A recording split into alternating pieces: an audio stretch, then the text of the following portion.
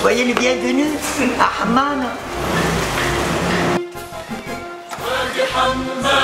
حبيلي هون عزيز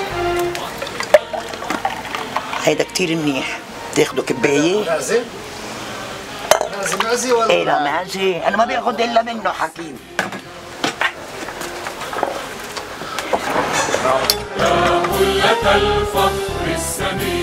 Alors, vous avez ici le plus grand salon de Hammana.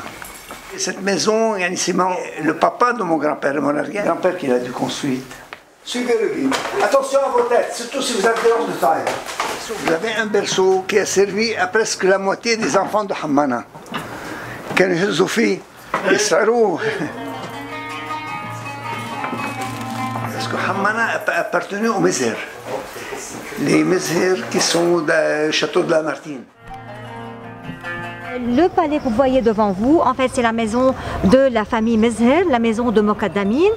Et en fait, on l'appelle aussi la maison de la Martine parce que la Martine était accueillie par les ancêtres de la famille Mezher dans cette maison. En 1833, Lamartine, quand il est parti de Hammana en s'éloignant, il a regardé la vallée de loin. Il a dit une phrase que j'aime beaucoup. Il a dit « Je voudrais garder éternellement dans ma mémoire les scènes et les impressions incomparables de la vallée de Hammana. » Au début, il y avait simplement de l'eau. Et les gens venaient surtout utiliser l'eau pour les moulins. Ensuite, il y a le docteur Zahad qui était venu de France juste après la Première Guerre mondiale. Et il avait bâti cet hôtel qu'il a appelé Shaoul Palace. Ensuite, il y a eu, juste un peu plus bas, un monsieur Pchara, il s'appelle, il a construit un autre hôtel, aussi Charour, parce qu'il est sur le même bord de la même rivière. Et ces deux hôtels, ils ont fonctionné jusqu'au début des événements ici. Charour Palace a arrêté, tandis que le Charour en bas, il continue chaque été à ouvrir pas l'hôtel, mais simplement le restaurant. Pour moi, le centre de gravité de Hammana s'est déplacé. Aujourd'hui, le centre de gravité de Hammana, ce sont ces deux balançoires. C'est ici que tout commence avec la jeunesse et les espoirs de demain. Dans ça, il y a aussi un caractère de convivialité. Convivialité qui est très importante au niveau de Hammana, qui est après tout un village mixte, chrétien et druze.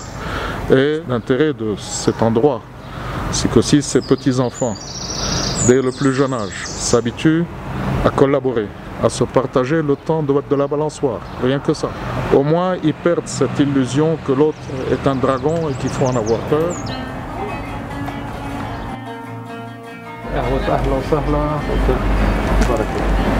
شو أحلى شيء بالنسبة لك حمينا؟ حمينا؟ شعبة.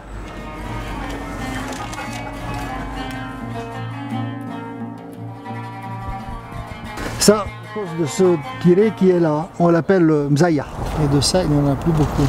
La cerise a été introduite dans la montagne, pas seulement à Hammana, à une altitude supérieure à 1000 mètres, juste après la Première Guerre mondiale.